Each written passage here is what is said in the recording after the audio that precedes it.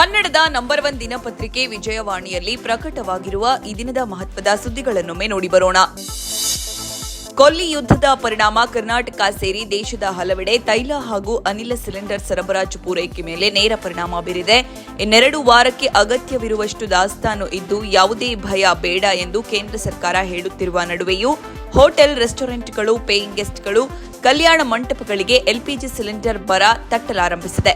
ಮತ್ತೊಂದೆಡೆ ಗೃಹ ಬಳಕೆ ಸಿಲಿಂಡರ್ ಪಡೆಯಲು ಜನರು ಮುಗಿಬೀಳಲಾರಂಭಿಸಿದ್ದಾರೆ. ಈ ಸುದ್ದಿಗೆ ಮುಖಪುಟ ನೋಡಿ.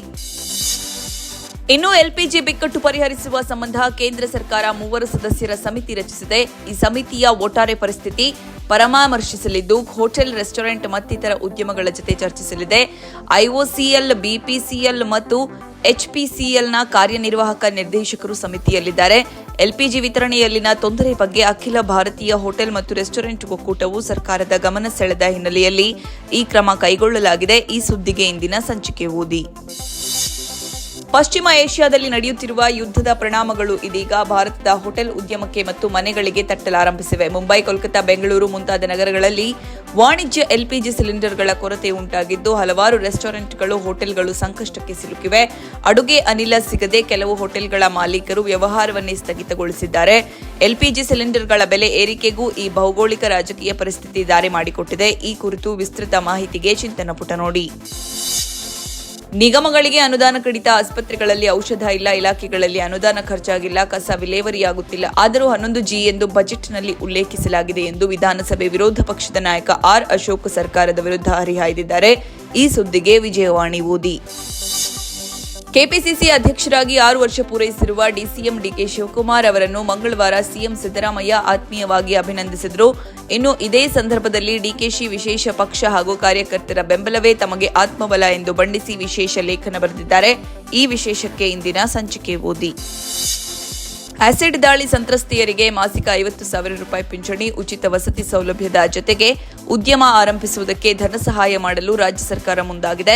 ಕಾಂಗ್ರೆಸ್ ಸದಸ್ಯ ಕೆ. ಶಿವಕುಮಾರ್ ಮಂಗಳವಾರ ಪರಿಷತ್ನಲ್ಲಿ ಕೇಳಿದ ಪ್ರಶ್ನೆಗೆ ಗೃಹ ಸಚಿವ ಡಾ. ಜಿ. ಪರಮೇಶ್ವರ್ ಈ ಭರವಸೆ ನೀಡಿದ್ರು.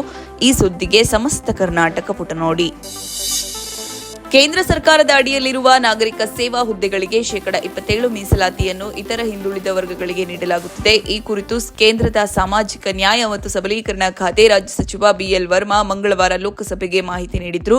ಈ ಸುದ್ದಿಗೆ ದೇಶ ವಿದೇಶ ಪುಟ ನೋಡಿ. ಭಾರತದಲ್ಲಿ ಬಳಸಲಾಗುತ್ತಿರುವ ಲಕ್ಷಾಂತರ ಆಂಡ್ರಾಯ್ಡ್ ಫೋನ್ಗಳು ಹ್ಯಾಕಿಂಗ್ ಅಪಾಯ ಎದುರಿಸುತ್ತಿವೆ ಎಂದು ಭಾರತೀಯ ಕಂಪ್ಯೂಟರ್ ತುರ್ತು ಸ್ಪಂದನಾ ತಂಡ ಆಂಡ್ರಾಯ್ಡ್ ಬಳಕೆದಾರರಿಗೆ ಎಚ್ಚರಿಕೆ ನೀಡಿದೆ.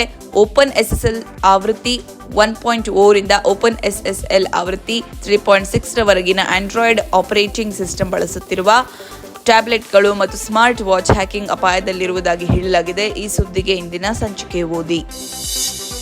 ಸತತ 2ನೇ ಬಾರಿ ಮತ್ತು ಒಟ್ಟಾರೆ 3ನೇ ಬಾರಿ ಟಿ20 ವಿಶ್ವಕಪ್ ಗೆದ್ದು ಕ್ರಿಕೆಟ್ ಜಗತ್ತಿನಲ್ಲಿ ಆಧಿಪತ್ಯ ಸ್ಥಾಪಿಸಿರುವ ಸೂರ್ಯಕುಮಾರ್ ಯಾದವ್ ಸಾರಥ್ಯದ ಭಾರತ ತಂಡಕ್ಕೆ ಬಿಸಿಸಿಐ ಬರೋಬ್ಬರಿ 131 ಕೋಟಿ ರೂಪಾಯಿ ಬಹುಮಾನ ಪ್ರಕಟಿಸಿದೆ. ಇಂದು 2024ರ ಆವೃತ್ತಿಯ ವಿಜೇತ ತಂಡಕ್ಕೆ ನೀಡಲಾದ ಬಹುಮಾನ ಮೊತ್ತಕ್ಕಿಂತ 6 ಕೋಟಿ ರೂಪಾಯಿ ಅಧಿಕವಾಗಿದೆ. ಇದು ಬಿಸಿಸಿಐ ಈವರೆಗೆ ಯಾವುದೇ ಚಾಂಪಿಯನ್ ತಂಡಕ್ಕೆ ನೀಡಿರುವ ಅತಿದೊಡ್ಡ ಬಹುಮಾನ ಮೊತ್ತವೂ ಆಗಿದೆ. ಈ ಸುದ್ದಿಗೆ ಕ್ರೀಡಾಪುಟ ನೋಡಿ. ಮಂಗಳವಾರ ಬೆಳ್ಳಿ ಬೆಲೆ ದಾಖಲೆ ಮಟ್ಟದಲ್ಲಿ ಏರಿಕೆಯಾಗಿದ್ದು ಪ್ರತಿ ಕೆಜಿಗೆ 10,975 ಹೆಚ್ಚಳವಾಗಿ 2,79,275ಕ್ಕೆ ತಲುಪಿದೆ. ಜಾಗತಿಕ ಮಾರುಕಟ್ಟೆಯಲ್ಲಿ ಅಮೆರಿಕನ್ ಡಾಲರ್ ಮೌಲ್ಯ ಕುಸಿದಿರುವುದು ಹೂಡಿಕೆದಾರರನ್ನು ಸುರಕ್ಷಿತ ಹೂಡಿಕೆಯಾದ ಬೆಳ್ಳಿ ಮತ್ತು ಚಿನ್ನದತ್ತ ಆಕರ್ಷಿಸಿದೆ. ಈ ಸುದ್ದಿಗೆ ಮನಿಮಾತು ನೋಡಿ. ಮಧ್ಯಪ್ರಾಚ್ಯ ದೇಶಗಳ ಯುದ್ಧ ಬಿಸಿಯ ಕಾರಣವೋ ಅಥವಾ ದುರಂಧರ್ ದ ರಿವೆಂಜ್ ಕ್ರೇಜ್ ಕಾರಣವೋ ಗೊತ್ತಿಲ್ಲ, ಈ ವರ್ಷದ ಬಹುನಿರೀಕ್ಷಿತ ಚಿತ್ರಗಳು ರಿಲೀಸ್ ಡೇಟ್ ಮುಂದೂಡುತ್ತಿವೆ. ಬಾಲಿವುಡ್ ನಟಿ ಆಲಿಯಾ ಭಟ್ ಶಾರ್ವರಿ ಬಾಘ್ ಅಭಿನಯದ ಆಲ್ಫಾ ಚಿತ್ರ ರಿಲೀಸ್ ಡೇಟ್ ಮುಂದೂಡಲಾಗಿದೆ. ಈಗಾಗಲೇ ಚಿತ್ರದ ಶೂಟಿಂಗ್ ಪೂರ್ಣಗೊಂಡಿದ್ದು ಈ ಮೊದಲು ಏಪ್ರಿಲ್ 17ಕ್ಕೆ ಸಿನಿಮಾ ರಿಲೀಸ್ ಮಾಡುವುದಾಗಿ ಘೋಷಿಸಿತ್ತು. ಇದೀಗ ರಿಲೀಸ್ಗೆ 2 ತಿಂಗಳು ಬಾಕಿ ಇರುವಾಗಲೇ ದಿಢೀರನೆ ಬಿಡುಗಡೆ ದಿನಾಂಕವನ್ನು ಚಿತ್ರತಂಡ ಬದಲಾಯಿಸಿದೆ. ಈ ಸುದ್ದಿಗೆ ಉಲ್ಲಾಸ. ನಮಸ್ತೆ ಬೆಂಗಳೂರು ನೋಡಿ.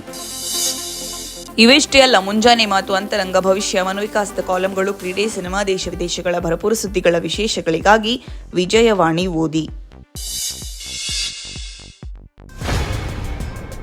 ನೋ ಉತ್ಪ್ರೇಕ್ಷೆ, ನೋ ಊಹಾಪೋಹ. ತಾಜಾ ಸುದ್ದಿ, ನಿಖರ ಮಾಹಿತಿಗೆ ಬ್ರೌಸ್ ಮಾಡಿ ವಿಜಯವಾಣಿ.net. QR ಕೋಡ್ ಸ್ಕ್ಯಾನ್ ಮಾಡಿ ಆಪ್ ಡೌನ್ಲೋಡ್ ಮಾಡಿಕೊಳ್ಳಿ.